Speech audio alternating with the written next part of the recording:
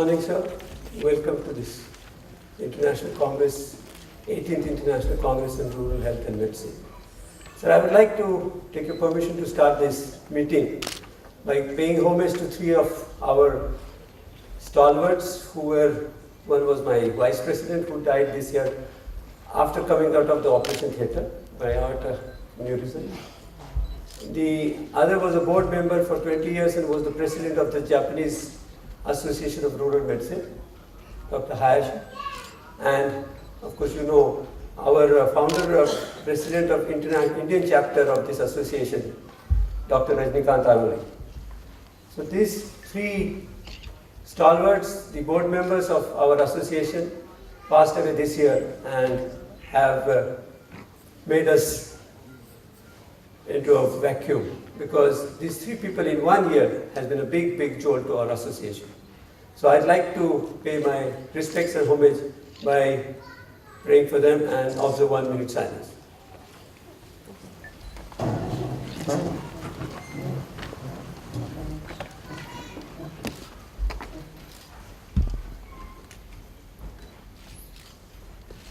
Thank you, sir.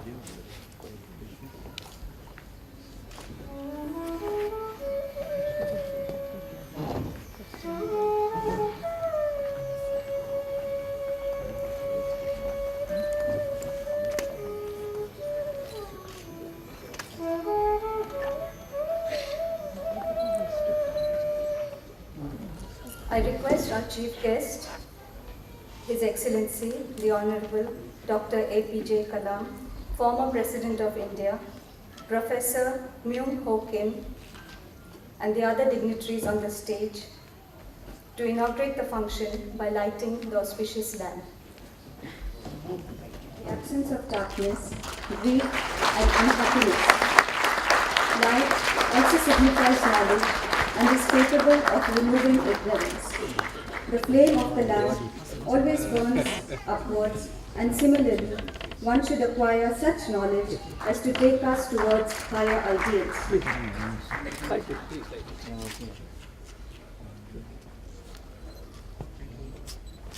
It's okay. It's all right. It's okay.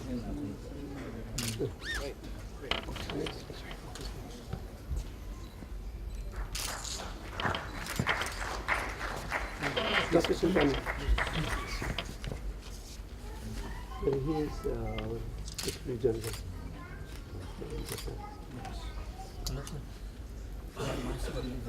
So there's a request to write it again. Okay. From Yeah. Second time. Yes. Okay. All right. Come again.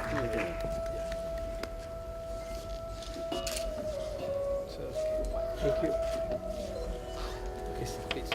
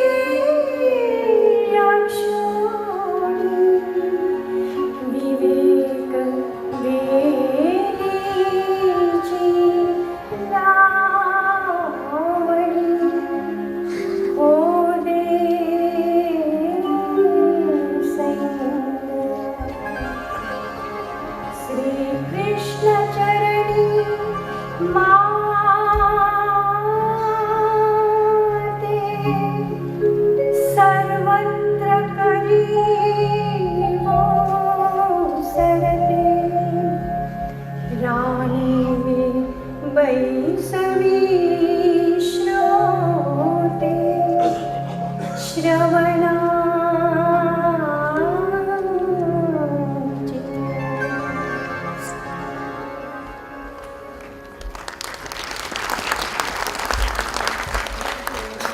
Thank you, ma'am. We are indeed honored to have our revered leader, His Excellency, Honorable Dr. APJ Kalam, to grace this occasion this morning. I request Dr. Ashok Patil, President, International Association of Rural Health and Medicine, to felicitate and welcome His Excellency, Honorable Dr. APJ Abdul Kalam, with a floral bouquet and a memento.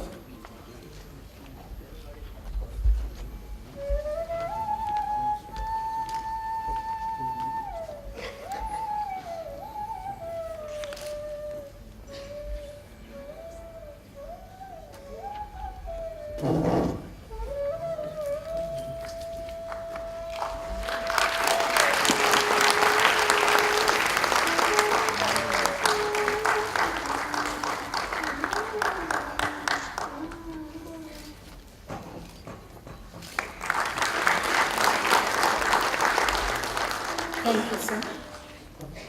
We are also fortunate and honored to have Professor Myung Ho Kim, one of the founding fathers of this association, amongst us this morning. I request Mr. Ramakant Khalap, former Union Law Minister, Government of India, and also former Deputy Chief Minister of Goa, to felicitate and welcome Mr. Myung Ho Kim with a floral bouquet and a memento.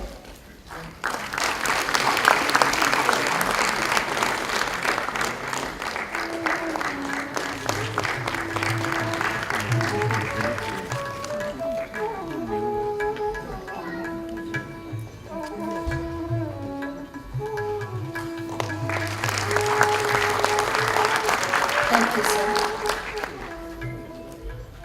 I now request Dr. Ashok Patil to felicitate and welcome Professor Hanik, Vice President, International Association of Rural Health and Medicine, and Professor, University of Greifswald, Germany.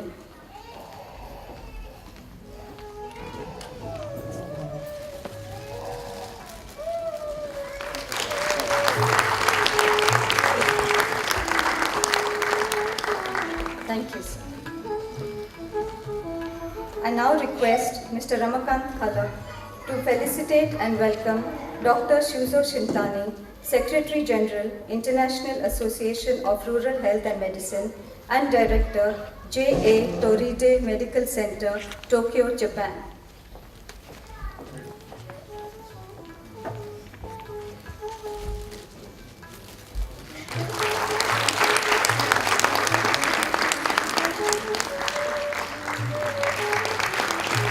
Thank you, sir. His Excellency Dr. Kalam, one of my godfathers in the International Association of Rural Medicine, Professor Myung Ho Kim, my colleagues, Vice President Professor Hanik, Dr. Shintani, my co-chairman of the organizing committee, Mr. Khalap, Mrs. Charles, one of the members of the organizing committee, my friends from all over the world. Today, I feel very, very honored and humbled to welcome our beloved teacher, philosopher, guide, and visionary, Dr. APJ Abdul Kalam, who accepted readily to inaugurate this important function and also gave a keynote address. Dr. Kalam needs no introduction. For me, he's a person who gave hope to India and his vision, how and what should be done in the country. And for me, he's a man who didn't go for hunger strikes, didn't go for marches, but kept on his mission and vision for the development of the country and development of the youth.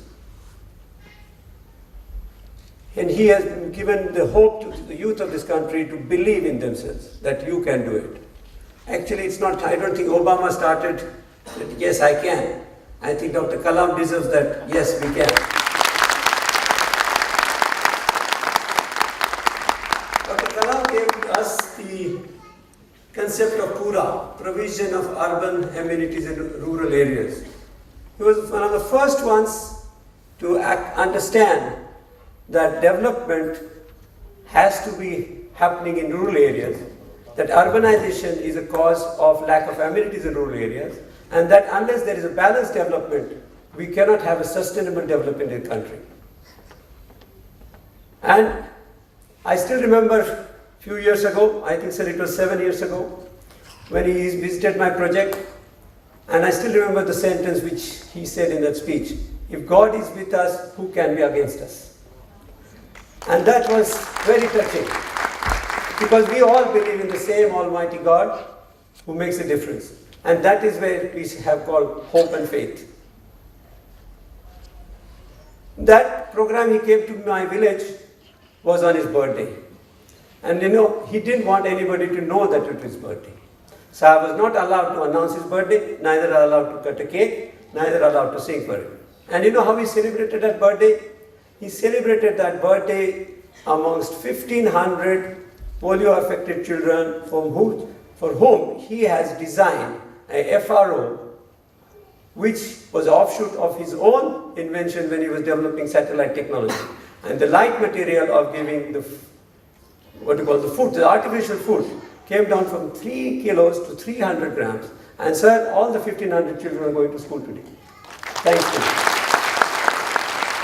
And one of his mission has been to give as many children the food, and I think he has already crossed 5 lakhs or something across the country. So here is a man who believes that given a hope, you can do it. He's also the inventor of Kalam's tent, because you know, looking at the cardiovascular problems around the globe, the disease of burden of disease, he developed a cheapest tent. And of course, we still have difficulty selling them in India, of course, but we still have a cheap tent which has been accepted all over the world. Of course, the list is very long. Before he became the President of India, he was awarded more than 40 honorary doctorates. And mind you, when he became the President, he refused to accept a single doctorate. And that shows the greatness of our guest. I'm very happy to welcome all my fellow brothers and sisters in arms who believe in the cause of rural health and medicine and who have traveled from all over the world. Today we have representatives from 25 countries for this conference, and who would like to participate and share their experiences and concerns. Sir, we host this conference every 4 years in a different continent. This is the 18th conference. And last 4 years ago, we held this conference in Cartagena in Colombia in South America. We are now facing too many challenges, and the world is becoming more and more dynamic than before.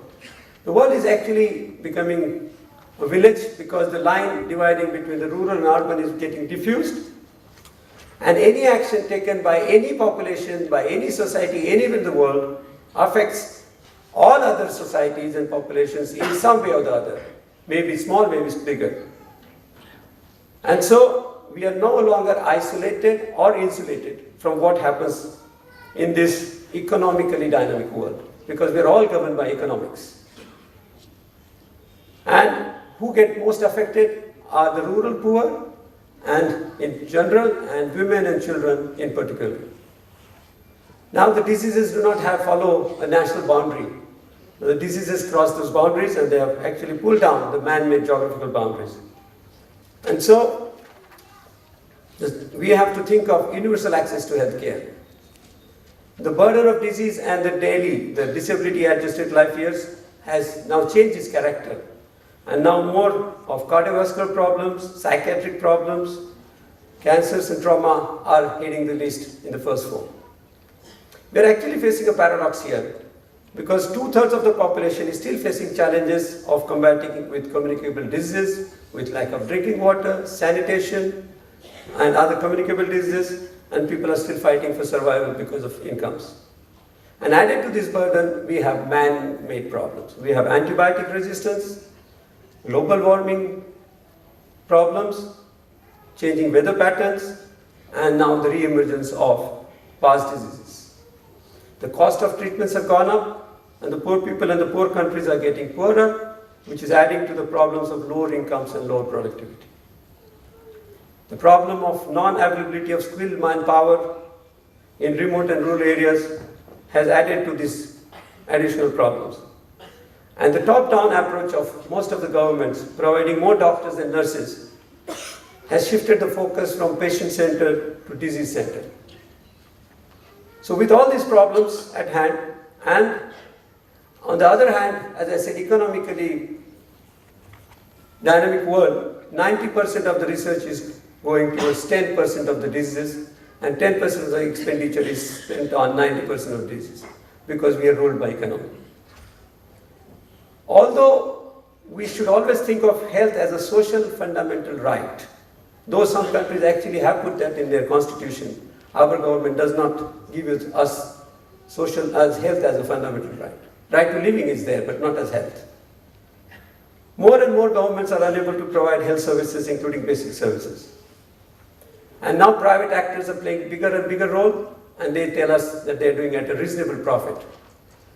Any corporate body has their first duty to the shareholders, not to the population. And so reasonable profit will be debated in this world for another 1,000 years. So we have to think of healthcare financing in a more positive manner, wherein we can talk about sustainability. So that is one of the major issue of financing which will be dealt with in this conference, and we felt that the theme of challenges for health in the global village should be addressed now. And I'm happy to tell you that the National Rural Health Mission of India came out of the conference I had in Loni. It was called a Loni Declaration. The government of India called it as a National Rural Mission, and all the full stops and commas, the mistakes I did, the policy document also made. The Aurangabad conference, or the Asian conference, came out with a suggestion to the government that all girls and women given free education until whatever they want, including social security, will solve all the problems, most of the problems. The President of India, successor to Dr. Kalam, declared the next year that all girls will be given free education. And I'm still hoping that this government will wake up to that call and give that education to solve most of the gender issues, malnutrition issues, infant mortality issues, and maternal mortality issues, infections. So, sir, I'm sorry to take more of your time. We are here to listen to you. And so, ladies and gentlemen, I welcome you, and sir, I am deeply honored to welcome you today. Thank you very much.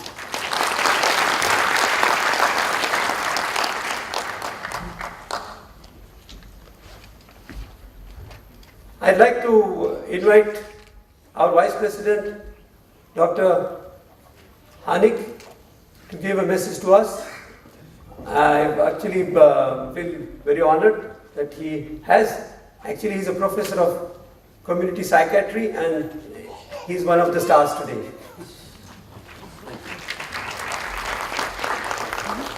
Your Excellency, ladies and gentlemen, dear friends, colleagues, it is a very great honor for me as a member of the European chapter of the International Association of Rural Health and Medicine to welcome you to this important conference which will be held at this wonderful spot of Goa. And first of all, I want to thank Dr. Ashok Patil and his wonderful team to have given us the opportunity to join here and get into a mutual exchange. I want to take the opportunity to give you some short report about the rural health issues concerning the global village, concerning the part of the global village that is called Europe, and especially the central part of Europe. And when we come from this point of the world, we can state that the idea of rural health is much more developed in Asian states than in European states. But on the other hand, we also can observe that the rural health issue is coming up on the agenda even of the politicians, because there is time to act, because we have to change, we have to face a dramatic demographical change in our rural areas, which means that there is a big brain drain from young people moving to the urban cities and old and weak people staying behind, and no one taking care of them. That is one part of the problem, and the other part of the problem is that the social life, the social and cultural life in the villages is slowly going down. Schools are closing up. There are no doctors coming, following the old doctors who finished up their practice, and the informal definition of what is rural as a place where no one wants to go, that is the reality that's growing up in Europe. And that means that we need action to revitalize the villages in Europe, to reculturalize the villages in Europe. And in this respect, we can learn a lot of what has been done in other parts of the world, especially in Asia or in North America or Australia. Our association has the motto, Healthy Villages. And we can contribute to this movement of healthy villages also in Europe, and with our ideas and with our new ideas that we can learn from you here in this conference. I'm very lucky to be here and to get into discussion with you. I'm very aware of that the rural health problems differ a lot from each country to another, from each continent to